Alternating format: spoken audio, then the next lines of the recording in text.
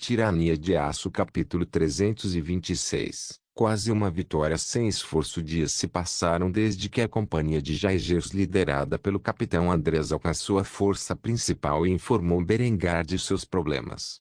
Berengar teve uma longa conversa com a agente feminina sobre sua missão fracassada antes de despachá-la para outra operação classificada. Eventualmente, o Jaeger Corps voltou com perdas mínimas de sua operação, tendo aberto todo o caminho à frente. Berengar e seu exército marcharam para a cidade de Milão, onde agora estavam fora de seus portões. Um acampamento de cerco foi rapidamente construído da mesma maneira que Berengar costumava estabelecer. Uma extensa linha de trincheiras foi construída ao redor do acampamento, cercada por arame farpado. Embutidos nessa linha de trincheira estavam os canhões e canhões Schmidt que bombardearam a cidade e defenderam o acampamento. Torres de observação foram instaladas, com atiradores em cima delas, dando ao exército austríaco uma visão selecionada de seus arredores e a capacidade de reagir a qualquer ameaça que pudesse aparecer. As milhares de tendas foram usadas para abrigar os soldados e seus suprimentos no centro da trincheira. Embora o acampamento de cerco estivesse estabelecido, Berengário ainda não havia ordenado o bombardeio da cidade. Em vez disso, ele estava dentro de sua tenda de comando, superando a estratégia de como os austríacos pretendiam tomar a cidade da maneira mais eficiente possível. Ao redor de Berengário estavam seus oficiais de mais alta patente, cada um comandando uma grande seção de suas forças. Entre eles estava o coronel encarregado de liderar seu corpo de elite Jaeger Corps, que, ao contrário do resto dos soldados que usavam armaduras e trajes de estilo renascentista, usava equipamentos relativamente modernos.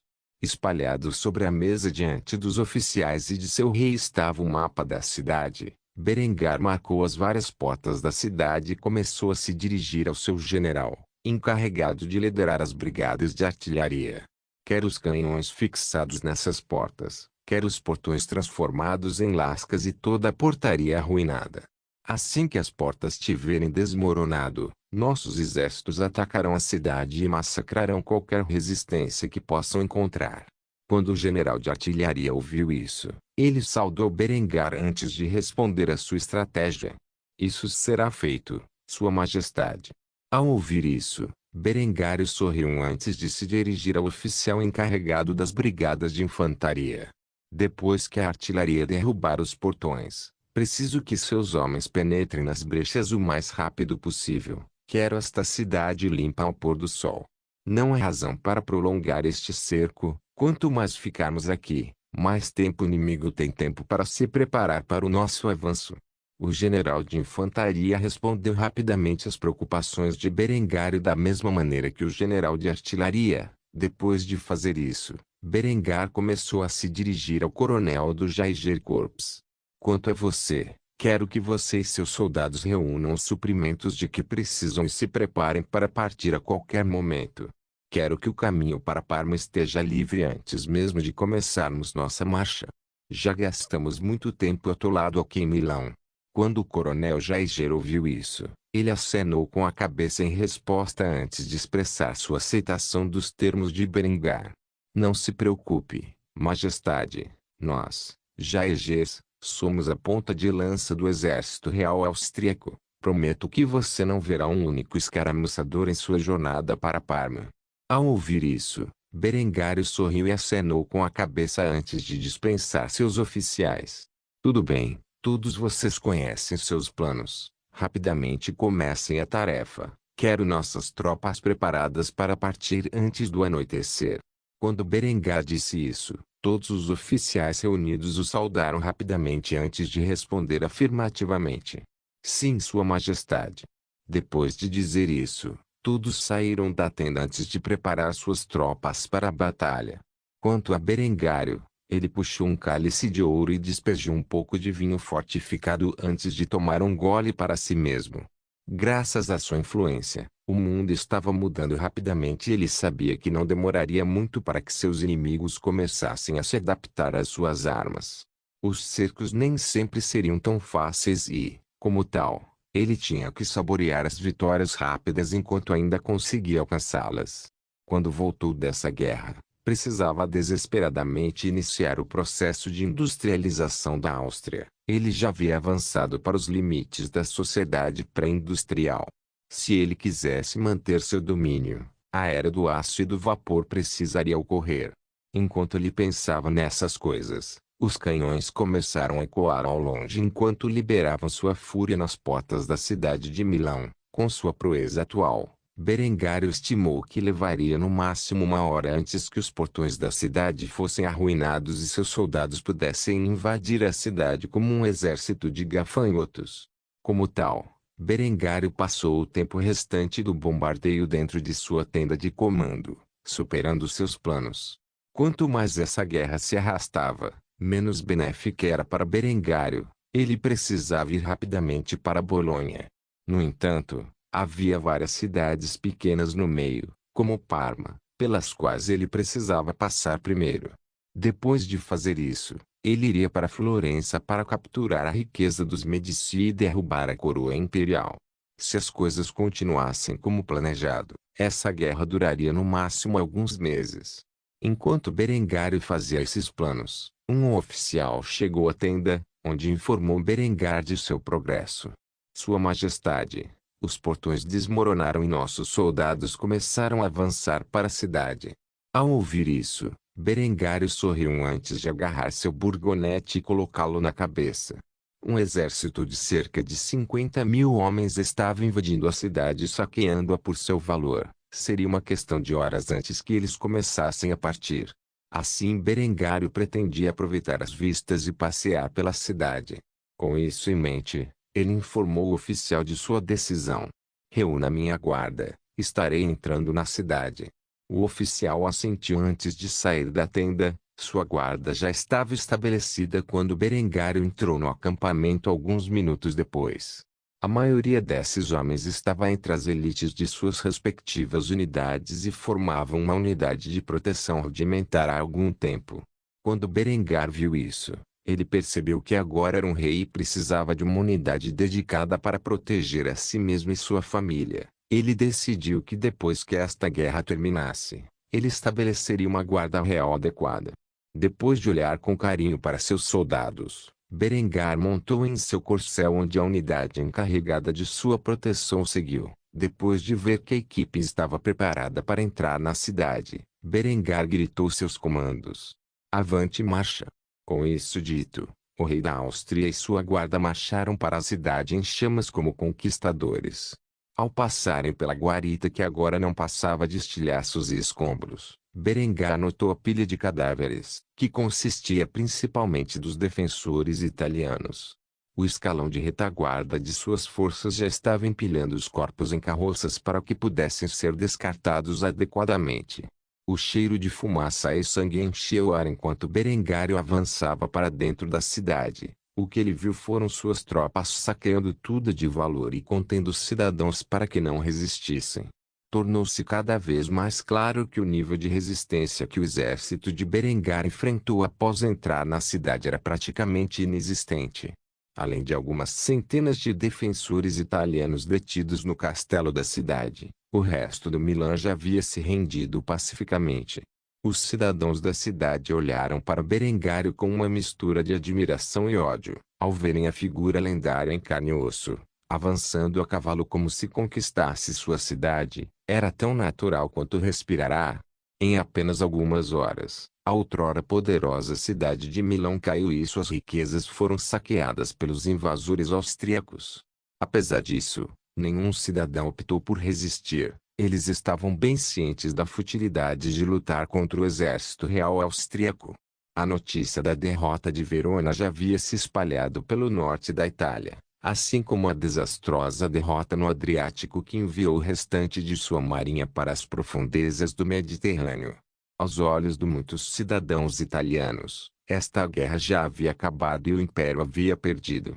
Apesar disso, o imperador não ofereceu termos de rendição, nem Berengário os aceitaria, não até que ele apreendesse Florença e tomasse para si a vasta fortuna dos Médici. Ao fazer isso, ele prejudicaria financeiramente seu maior inimigo, que era a Igreja Católica. Com isso em mente, A cidade de Milão caiu em uma vitória quase sem esforço para o exército real austríaco. O que poderia ter levado dias de conflito brutal durou apenas algumas horas. Esta não seria a última vez que Berengário saquearia uma cidade dessa maneira. Afinal, a vontade do povo italiano de lutar contra um inimigo tão avassalador que não queria nada além da independência estava diminuindo a cada dia. Tirania de Aço capítulo 327. Um último ato de desespero. O imperador Balsamo Corsini estava sentado em seu trono imperial na cidade de Florença. A notícia da queda de Milão acabava de chegar a seus ouvidos e ele mal podia acreditar. Se não viesse de uma fonte confiável, o homem nunca ousaria acreditar em palavras tão chocantes. O sacro imperador romano engoliu a saliva acumulada em sua garganta antes de fazer a pergunta em sua mente ao general que estava diante dele. Você pode repetir o que acabou de dizer para mim? Ao ser questionado, o general não hesitou em responder com as palavras que acabara de pronunciar momentos antes. Ele suspirou derrotado ao anunciar a triste notícia que recebera recentemente. Milão caiu. O exército austríaco levou cerca de uma hora para penetrar nas defesas da cidade. Depois disso, a resistência aos invasores austríacos terminou tão rapidamente quanto começou. Segundo relatos, os austríacos têm saqueado as riquezas de nossas cidades mais ao norte. Qualquer coisa de valor que possa ser tomada foi retirada da população local, deixando a população pobre e desamparada. Com este esclarecimento, o imperador descansou a cabeça nas mãos enquanto olhava para o chão com uma expressão de pânico. Ele raramente conseguia acreditar que Milão havia caído tão rapidamente, especialmente depois que despachou forças para impedir o avanço austríaco. Como tal, ele prontamente perguntou sobre o status de seus escaramuçadores. E quanto às tropas que colocamos no campo? Quantos deles restam para desacelerar o exército austríaco? O general que deu ao imperador seu relatório limpou a garganta antes de falar sobre o status de seus escaramuçadores. Perdemos contato com as forças que deveriam deter o avanço austríaco. Meu palpite é que os austríacos encontraram uma maneira de caçá-los. A última mensagem que recebemos de qualquer uma de nossas unidades no campo é um pouco enigmática. O imperador franziu a testa ao ouvir isso. Na verdade, ele estava com muito medo de perguntar, mas sabia que era seu dever fazê-lo, pois Balsamo mascarou sua apreensão interna com uma fachada de confiança ao pedir seu relatório ao general. Qual era o conteúdo da mensagem? O general mais uma vez não hesitou em apresentar as provas. Como tal, ele olhou para a mensagem escrita com o que parecia ser o sangue do homem que a havia escrito antes de falar. Existem apenas duas palavras. Fantasmas austríacos. Balsamo era um homem profundamente religioso e supersticioso.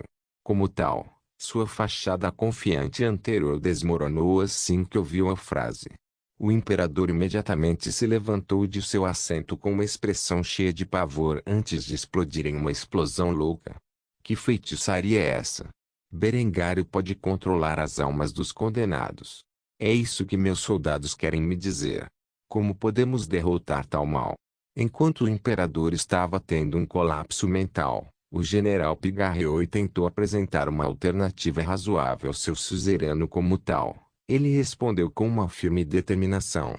Não acredito que os soldados se referiam a fantasmas literais. Acho que o relatório significa que a Áustria esconde unidades que se movem nas sombras e atacam rapidamente nossas forças, permanecendo invisíveis. Esses supostos fantasmas são uma ameaça séria e precisam ser tratados como tal.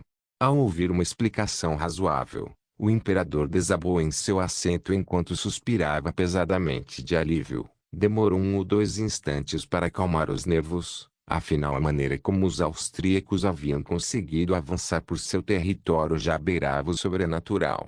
O imperador passou os 2 momentos seguintes refletindo sobre suas opções. Quanto mais ele pensava sobre isso, mais ele percebia que a possibilidade de vitória nesta guerra era praticamente inexistente. Sua marinha foi totalmente dizimada e jazia no fundo do Mediterrâneo. Sua frota comercial estava sendo saqueada impunemente por uma combinação de corsários de Berengário e piratas estrangeiros e, como tal, a economia havia sofrido severamente. Sem uma marinha adequada, seu comércio logo pararia. Quanto à frente suíça, era uma causa perdida. Metade da nação já havia caído após a derrota em Zurique. Os líderes suíços agora se reuniam para negociar sua rendição a Delbrand e seu exército de 25.000 austríacos. Balsamo jurou que, se fosse capaz, marcharia com seus exércitos para a Confederação Suíça e os lembraria a quem estavam sujeitos. No entanto, ele não poderia fazer isso. Havia sofrido sérias perdas contra o exército de Berengário e os austríacos haviam cortado qualquer rota para a Confederação Suíça. Enquanto tudo isso acontecia, a força principal de Berengário avançava direto pela Lombardia e logo estaria em seus portões.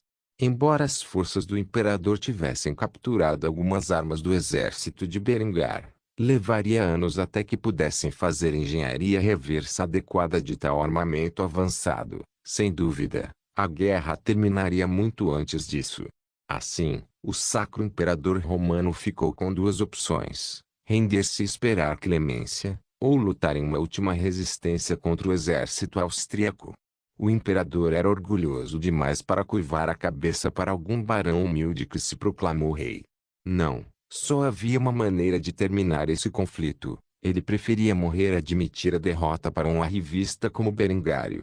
O imperador Balsamo Corsini levantou-se rapidamente de seu assento e tirou o pó de seu traje antes de recuperar sua determinação. Depois de fazer isso, ele declarou corajosamente ao seu general seu plano final para reverter esta guerra. General, reúna todos os homens e crianças que possam portar armas dentro de nosso território restante. Equipe-os com quaisquer armas que puder encontrar e traga-os para Florença. Se Berengar quiser me derrotar, ele terá que tomar a cidade de um exército de mais de 100.000 homens.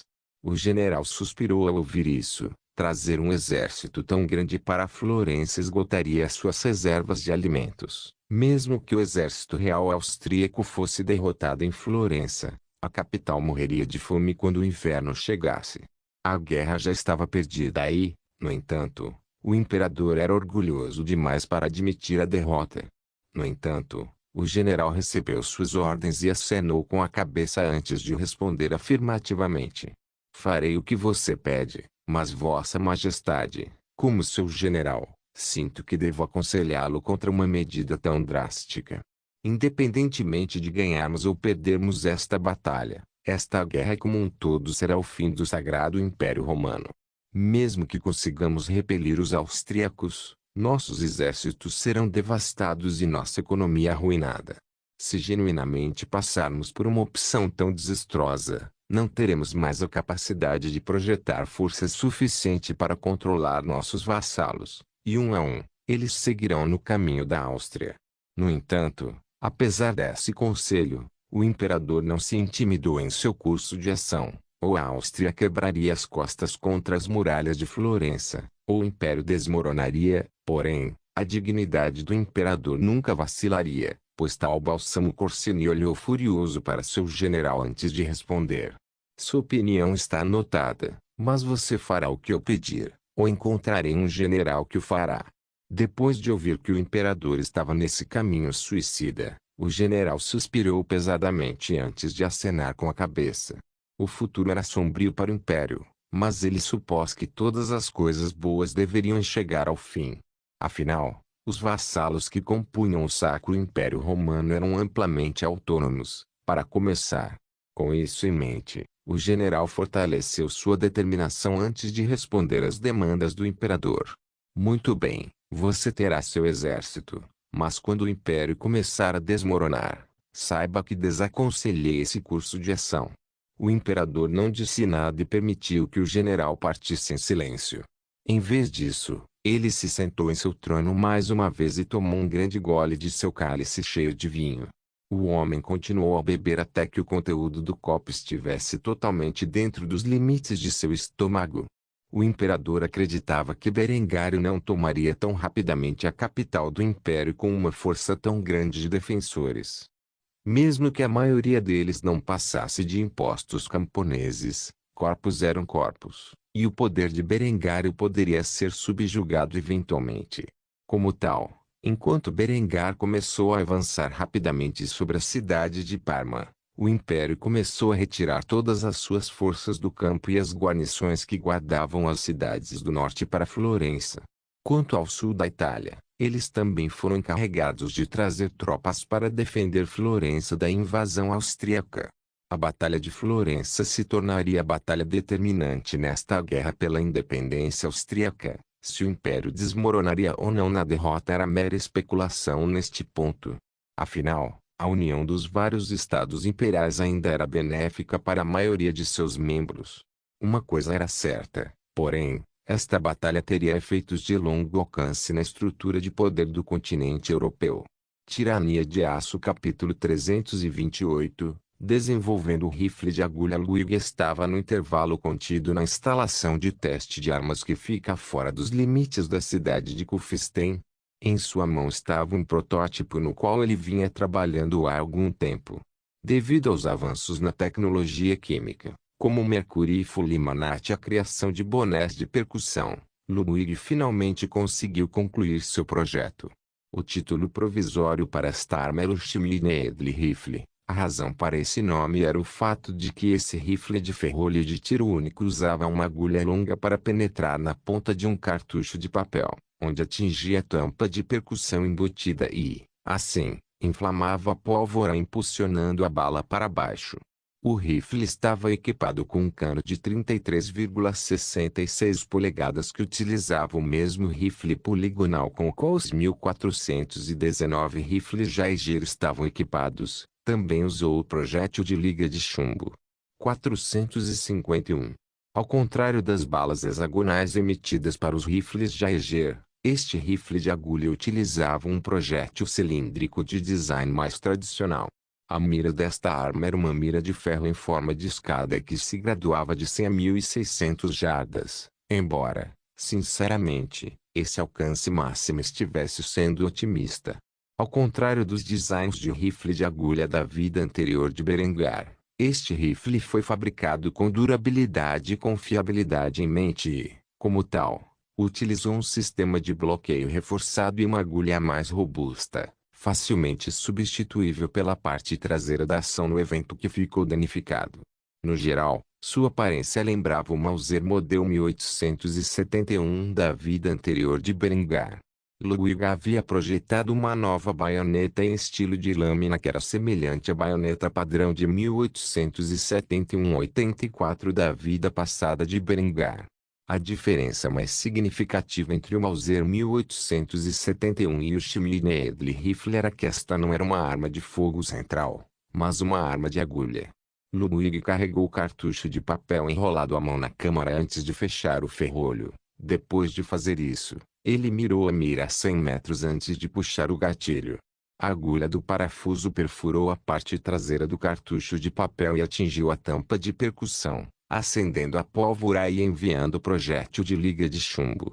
451 para baixo, para o alvo. Quanto ao resto do cartucho de papel, estourou o cano do rifle. No momento em que Luigi disparou o cartucho, ele mudou a ação para a retaguarda, onde colocou outro cartucho na câmara antes de atirar no alvo mais uma vez. Foi outro sucesso sólido. Depois de fazer isso, ele continuou por um total de 12 rodadas em um único minuto. A guarnição que observava testar este novo rifle ficou impressionada com sua cadência de tiro. No entanto, eles não tinham certeza de seu alcance efetivo e, devido a Luigi ser um atirador ruim, ele não acertou todos os alvos. Com isso em mente, um homem caminhou até Luigi. Ele não estava usando o uniforme padrão do exército. Em vez disso, ele estava vestido com o uniforme Federal usado pela corporação Jaeger. Este homem estava usando muletas quando se aproximou de Luigi. Evidentemente, esse jovem soldado foi ferido em batalha e enviado para casa para se recuperar. Ele estava saindo com um de seus amigos da guarnição quando Luigi apareceu para testar sua nova arma. O Jaeger ficou impressionado com a cadência de tiro da arma. No entanto, ele não ficou impressionado com a precisão. Sendo o atirador especialista que era, ele deduziu que provavelmente era devido à falta de treinamento adequado do homem que a empunhava e, como tal, decidiu se voluntariar para o cargo de testar a arma depois de ver que era seguro operar. Meu senhor, Cabo Lache que tem ao seu serviço. Seria uma honra testar este rifle para você ver o quão eficaz é seu alcance. Isto é, se você não se importa que um velho Jaeger como eu faça isso. Luigi olhou para o homem e notou que ele estava vestido com um uniforme militar diferente de qualquer outro que ele já tivesse visto antes. Era elegante sem o embelezamento perceptível que a maioria das tropas de Berengar usava. Apesar da falta de formalidade de Luigi com o uniforme, o velho reconheceu um alfinete de folha de carvalho de prata no boné do homem que o designava como membro do Royal Austrian Jaeger Corps. Era crime reproduzir o alfinete e usá-lo sem autorização. Como tal, o homem diante dele era um membro das forças de elite de Berengar ou uma fraude arriscando uma sentença criminal. Luigi estava apostando na primeira dessas duas possibilidades e acenou com a cabeça com uma expressão estoica. De jeito nenhum, mostre-me do que vocês, Jaeger, são capazes. O soldado sorriu e sentou-se no banco antes de pegar o rifle de agulha e colocar um cartucho de papel em sua câmara, assim como Luigi havia feito antes. Ele então ajustou sua mira de ferro de 100 para 1000 jardas, um tiro que ele geralmente era capaz de fazer com seu rifle Jaeger em condições ideais. Ele mediu o vento no ar antes de apertar o gatilho, enviando o projétil para baixo em um alvo de aço que estava parado a cerca de 1000 jardas. O ping audível do chumbo colidindo contra o aço ressoou em todo o campo de teste e sinalizou a todos os presentes que o Jaeger havia atingido seu alvo. Este foi um feito fenomenal para os soldados médios da guarnição. A maioria das tropas do exército austríaco não sabia o quão proficientes os Jaegers eram em combate de longo alcance. Eles nunca os haviam testemunhado em batalha por serem uma força implantada muito à frente do campo de batalha tradicional. Depois de puxar o gatilho e enviar o tiro para baixo, o Jaeger imediatamente girou o ferrolho de volta para trás e colocou outro cartucho de papel sobre a mesa na câmara antes de enviar o ferrolho para casa. Depois de fazer isso, ele mirou em outro alvo 1200 jardas abaixo e ajustou sua mira para compensar a diferença de distância. Tendo feito seus cálculos, o jovem soldado puxou o gatilho e, mais uma vez, um ping audível ressoou em todo o alcance. Essa ação de 2 tiros em menos de 10 segundos atingindo com sucesso alvos a tal distância chocou ainda mais a multidão de soldados. Depois que o Jaeger seguiu com um terceiro tiro a 1500 jardas que também atingiu seu alvo com sucesso, ele girou o ferrolho de volta para limpar a arma, não que precisasse fazer isso, antes de rir para si mesmo. Ao fazê-lo, gritou a plenos pulmões. Maravilhoso, simplesmente maravilhoso. Preciso de um desses para quando voltar ao campo. Quanto você quer por ele? No entanto, Luigi balançou a cabeça ao informar o jovem soldado sobre a realidade da arma. Isto é apenas um protótipo. O produto final terá de ser aprovado pelo rei para servir no exército. Terá de esperar até lá. Apesar de Luigi ter recusado sua oferta, Jaeger foi persistente e fez uma oferta considerável. Se você puder fazer outro desses para mim, pagarei 2, não 3 florins. Conheço muitos camaradas que fariam o mesmo. Luigi ficou tentado a aceitar a oferta do soldado, mas a arma ainda não havia sido totalmente testada e ele não queria que o homem perdesse a vida devido a um defeito. Como tal, ele recusou mais uma vez. Assim que eu descobrir os problemas no rifle e melhorá-lo, ficarei feliz em vender um para você, se você realmente não puder esperar até que ele se torne padrão. O soldado franziu a testa em resposta a isso, mas entendeu que Luigi tinha boas intenções. Como tal, ele concordou com os termos do homem. Tudo bem, não me deixe esperando muito tempo. Em algumas semanas, estarei de volta ao campo e me sentiria muito mais seguro com este rifle como minha arma principal do que o atual Jaeger rifle. Luigi coçou a nuca enquanto respondia à ânsia do soldado em comprar seu rifle. Vou ver o que posso fazer. Com sorte, posso ter uma variante funcional feita para você usar em campo até então. Depois de dizer isso, o Jaeger agradeceu a Luigi antes de pegar suas muletas e sair da instalação de testes. Ele tinha um sorriso largo espalhado no rosto como uma criança no Natal. Uma arma tão excelente resolveu suas maiores reclamações sobre os rifles de carregamento pela boca atualmente lançados. Quanto a Luigi, ele suspirou de alívio depois que o soldado excessivamente empolgado foi embora antes de pegar seu rifle protótipo e trazê-lo de volta para a loja. Até agora tudo parecia funcionar corretamente, mas ele precisaria testar a arma nos próximos dias para garantir que não haja problema sério com ele. No entanto, para o protótipo, a arma era além de funcional e isso o deixou feliz. Ele mal podia esperar até que o rei Berengário pudesse finalmente testemunhar o rifle que o velho havia projetado inteiramente por si mesmo. Ele já podia antecipar o elogio que receberia por criar um tipo de arma tão revolucionário. Dito isso, Ludwig voltou ao arsenal estatal que administrava, onde passou a fabricar mais cartuchos de papel para testar o fuzil nos próximos dias. Quando Berengar marchasse sobre Florença, haveria milhares desses fuzis de agulha Schmidt nas mãos das forças de elite de Berengar. Tirania de Aço capítulo 329. As rendições da Confederação Suíça na cidade de Genebra, do outro lado da Confederação Suíça, de onde o exército real austríaco atualmente ocupava, vários nobres de alto escalão se reuniram para discutir a realidade da guerra que enfrentavam.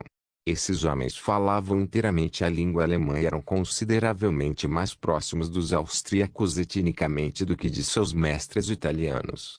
Como vassalos do Sacro Império Romano, eles detinham um alto grau de autonomia. Com isso em mente, eles decidiram exercer seu direito de negociar sua rendição ao Reino da Áustria.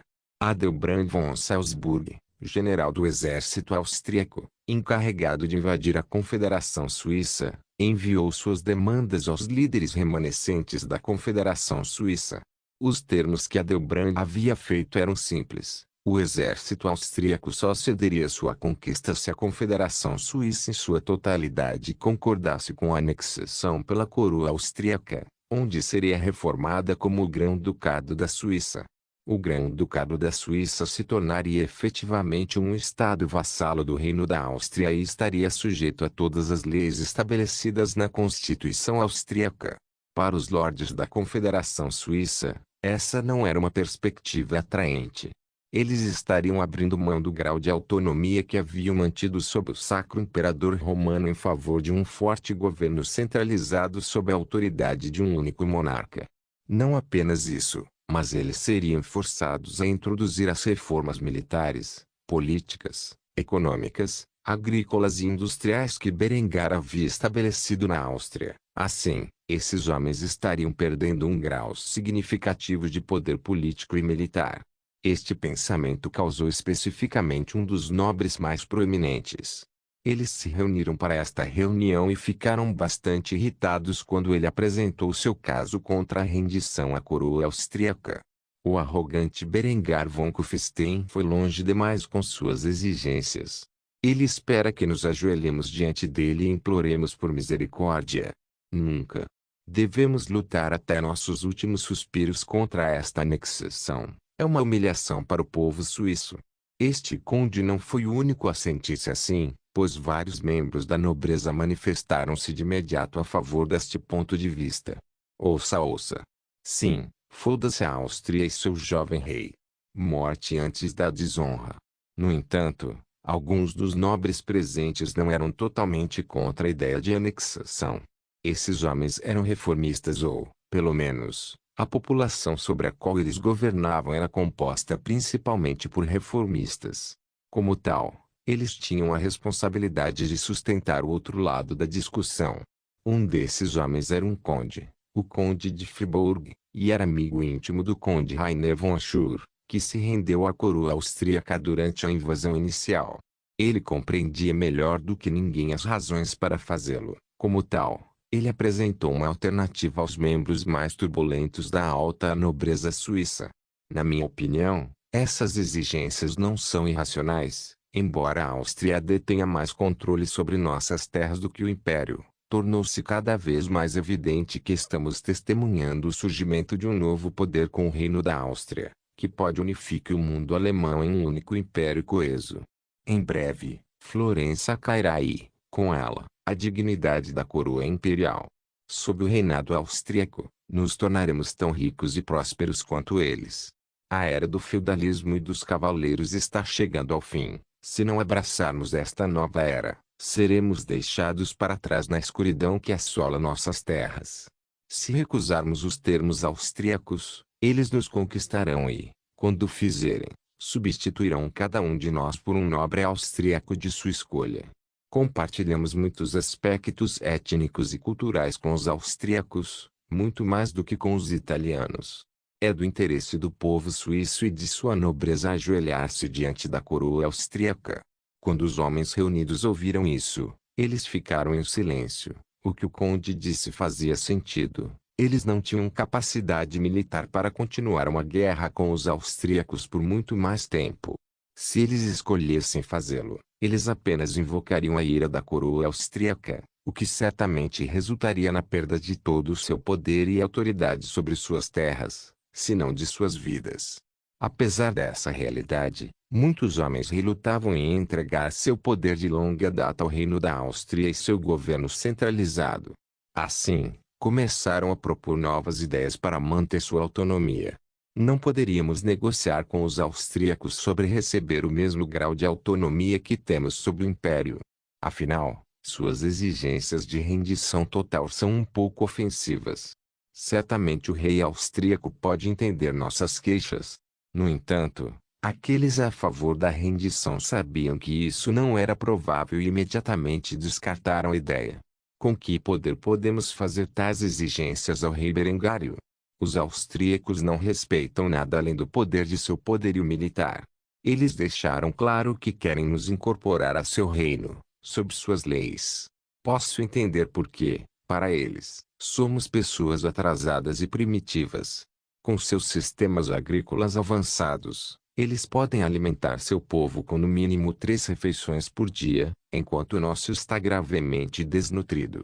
Tal coisa tem um impacto significativo na prosperidade, produtividade e crescimento populacional.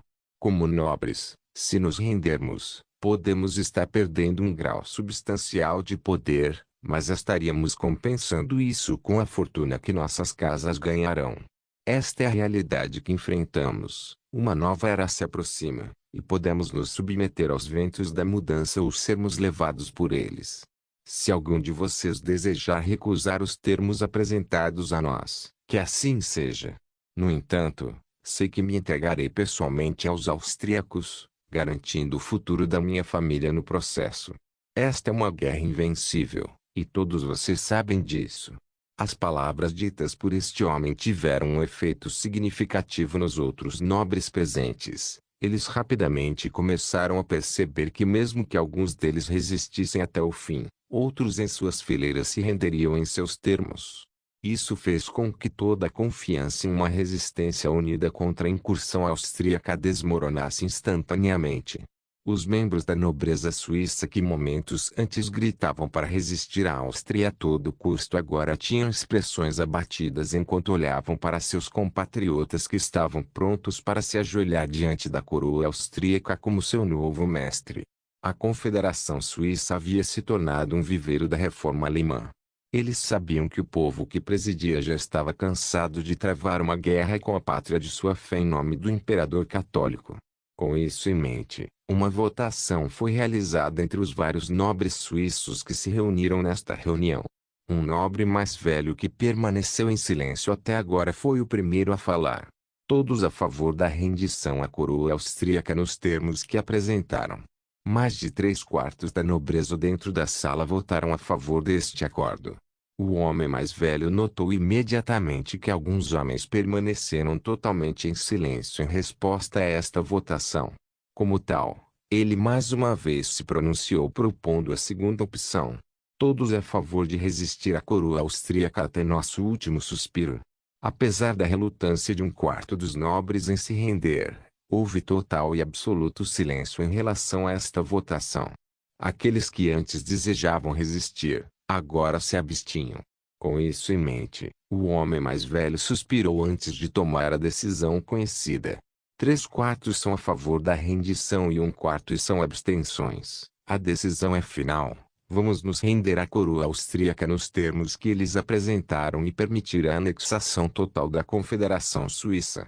A partir de agora, nós será conhecido como o Grão-Ducado da Suíça, com o Grão-Duque a ser escolhido pelo nosso suzerano, o rei da Áustria, Sua Majestade Berengar von Kufstein. No momento em que essas palavras foram ditas, apenas o silêncio encheu o ar. Mesmo aqueles prontos para se render não estavam totalmente ansiosos para ver as mudanças que aconteceriam na Suíça nos próximos anos. Afinal, abrir mão do grau de autonomia que possuíam para se tornar um Estado do Reino da Áustria não era algo a ser encarado levianamente. No entanto, apesar de sua relutância, uma coisa era certa: o teatro suíço da Guerra Austríaca pela Independência havia acabado e, além de uma pequena força de ocupação deixada para trás com a intenção de estabelecer o controle sobre o recém-formado Grão-Ducado da Suíça, as tropas restantes estariam entrando no teatro italiano para apoiar o exército principal em sua tentativa de sitiar Florença. Com a última resistência do imperador no horizonte, Berengar precisaria de todos os soldados que pudesse reunir em sua tentativa de cercar uma cidade cheia de beligerantes. Seria um conflito brutal e sangrento, e os 20.000 soldados que chegariam da terra anteriormente conhecida como Confederação Suíça certamente ajudariam nas chances de vitória da Áustria. Tirania de Aço capítulo 330. Retornando a serviço, Cabo Lachiqueten estava sentado na parte de trás de uma carroça de suprimentos que se dirigia para a linha de frente. O novo e aprimorado Schmidt-Niedle rifle estava em suas mãos, que Ludwig havia aprimorado após testes de estresse completos e rigorosos. O jovem limpou o rifle com muito cuidado enquanto vestia seu jaleco de camuflagem e boné de campo, com o capacete caído ao lado dele. Este comboio de suprimentos não apenas trouxe suprimentos muito necessários para as linhas de frente, mas também reforços para substituir os soldados feridos ou mortos em batalha. Alguns desses homens, como Lache, estavam voltando para a linha de frente depois de se machucarem. O jovem cabo mal podia esperar para mostrar seu novo protótipo de fuzil aos soldados de sua unidade. Como tal, ele estava ansioso para se reagrupar com eles. A essa altura, Berengar e seu exército haviam avançado além da cidade de Milão depois de roubar seus tesouros e estavam a caminho da pequena cidade de Parma, que ficava entre eles e Bolonha. A qualquer momento, ele se aproximaria do exército de Berengar, onde provavelmente se reagruparia com pelo menos uma das unidades Jaeger que estavam próximas. Enquanto os italianos haviam retirado a maioria de seus soldados para reforçar a cidade de Florença em uma última resistência desesperada contra o poder do exército real austríaco, eles mantiveram uma pequena quantidade de tropas no campo na tentativa de desacelerar o avanço austríaco. Avançar para ganhar o tempo necessário ao principal exército italiano. Quando Lá finalmente viu as tendas do acampamento austríaco aparecerem à distância, ele pendurou o rifle no ombro e colocou o capacete na cabeça antes de correr em direção ao acampamento. O jovem cabo acenou para o comboio de suprimentos ao partir. Quando Lá chegou, ficou surpreso ao ver que a sua companhia estava descansando no acampamento e não no campo. Ele rapidamente se aproximou do capitão André Jaeger enquanto saudava o homem com respeito. Cabo Lachiqueten apresentando-se para o serviço, senhor. O capitão Jaeger retribuiu a saudação de Lache antes de responder. À vontade, cabo, espero que esteja bem descansado, porque em breve estaremos nas linhas de frente. Depois de dizer isso, o capitão percebeu que o rifle pendurado no ombro de Lache era muito diferente dos rifles Jaeger de carregamento de cano que eram atualmente emitidos para o corpo de Jaeger e não pôde deixar de perguntar sobre isso. Cabo, o que é isso e onde você conseguiu? No momento em que Lache ouviu isso, ele tirou a arma do ombro e apresentou a seu comandante. Isso é chamado de rifle de agulha. Enquanto eu estava fora, Ludwig o inventou. Este rifle em particular é um segundo protótipo, mas Ludwig me garantiu que está livre de qualquer mau funcionamento potencialmente prejudicial. Ele tem o mesmo grau de precisão que o nosso atualmente emitido rifles, mas é capaz de disparar 12 tiros por minuto. Quando Andrés ouviu isso, ficou chocado com a existência de tal arma e, como tal, queria ver uma demonstração. No entanto, disparar uma arma no acampamento era explicitamente proibido e, portanto, ele teria que esperar para ver como o rifle funcionava até que pudesse ser demonstrado em campo. Assim, o homem suspirou antes de dar as ordens ao cabo. Volte ao seu esquadrão. Tenho certeza de que eles ficarão felizes em ver que você se recuperou totalmente. Lache saudou o capitão Andrés mais uma vez antes de responder afirmativamente sim, senhor. Depois que Andrés saudou o jovem de volta, Lache voltou para sua tenda, onde se encontrou com seus companheiros soldados. Quanto a Andrés, ele imediatamente começou a procurar seu comandante para informá-lo sobre esta nova arma. Eventualmente, ele encontrou o coronel Dietrich von Liers em uma reunião com o rei Berengar von Kufstein dentro da tenda do comando. Conhecendo seu lugar, o homem esperou pacientemente ao lado do tensor até que seu oficial superior partisse. No entanto, quando Dietrich finalmente saiu da tenda, ele estava ao lado de Berengário, que olhou para o jovem capitão confuso. Vendo o rei à sua frente, o capitão Andrés imediatamente o saudou. Sua Majestade, Capitão Andrés Jaeger, relatando ao seu oficial superior sobre algumas informações recebidas de um soldado que retornou ao serviço após licença médica. Berengar estava curioso para saber que informações valiosas um soldado que retornava poderia ter e, como tal, falou antes que o coronel Dietrich pudesse responder. Fale, se isso é algo tão valioso que você esperaria ao lado da tenda pelo seu comandante, então você está livre para discutir isso comigo. O capitão Andrés olhou para seu comandante para ver se ele tinha permissão. Enquanto isso, o velho coronel olhou para Andrés como se ele fosse um idiota e silenciosamente acenou com a cabeça. Como tal, o capitão Andrés não hesitou mais em falar o que pensava.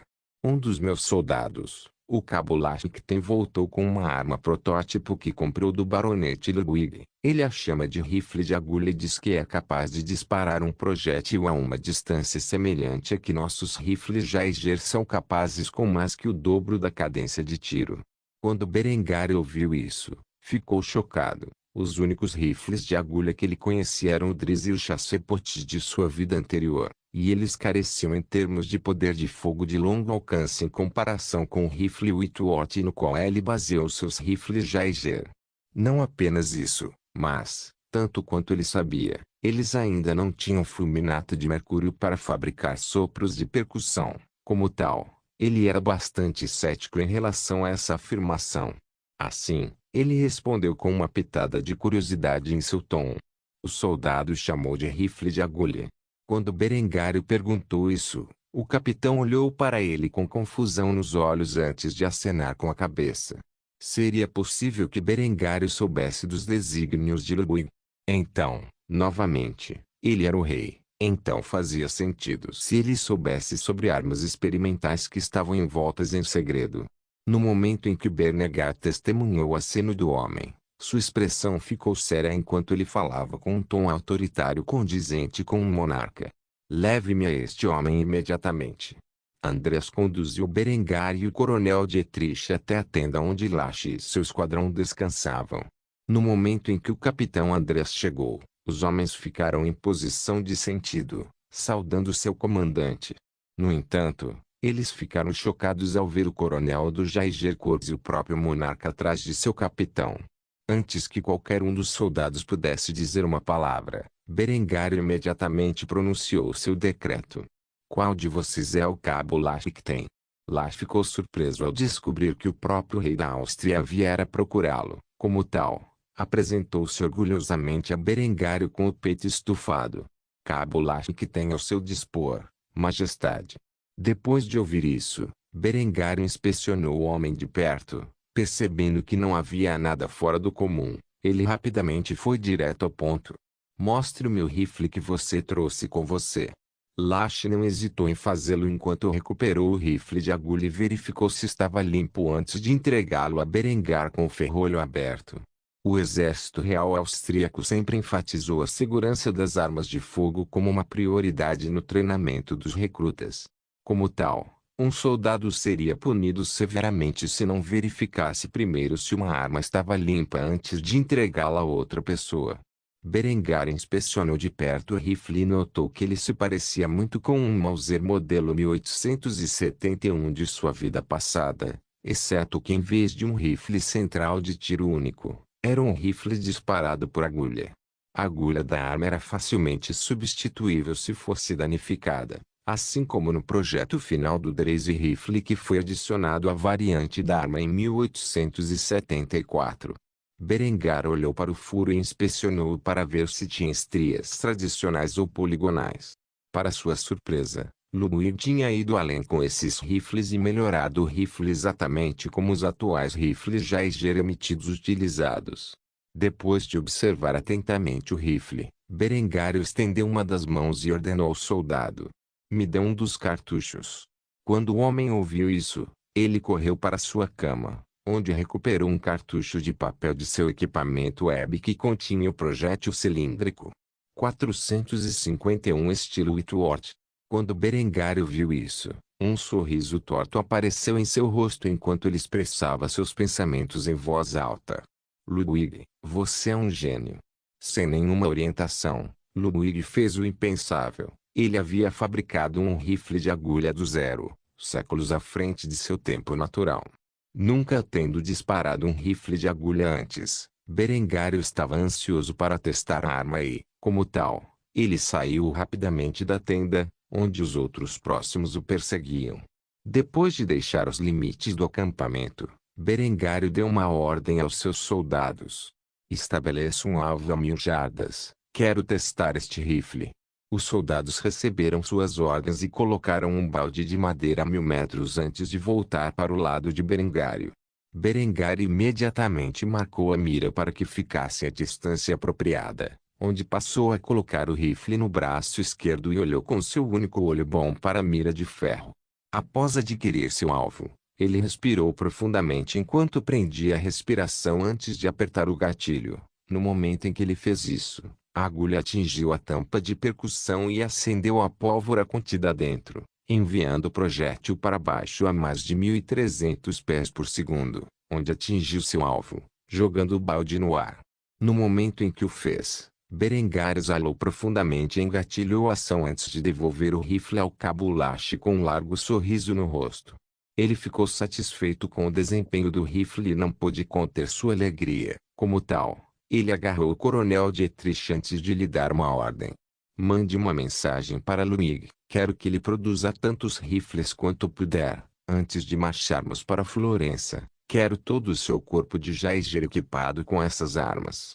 Dito isto, Dietrich imediatamente saudou Berengar e respondeu afirmativamente: "De uma vez, Sua Majestade." Com isto, Berengar olhou ao longe para o balde que acabara de atirar com um sorriso cálido curvado nos lábios. Não demoraria muito para que Ludwig pudesse criar carregadores de culatra, espingardas e revólveres de boné e bola com um pouco de ajuda. Mais uma vez, uma nova era de guerra havia começado graças à intervenção de Berengar na linha do tempo. Não se esqueça de deixar o link de se inscrever no canal. Caso queira contribuir de alguma forma com o canal, entre em contato comigo pelo Instagram do canal. O link do Instagram do canal estará na descrição do vídeo. Por favor, certifique-se de verificar meus outros vídeos. Tenho certeza que você vai gostar deles. Solem irmãos.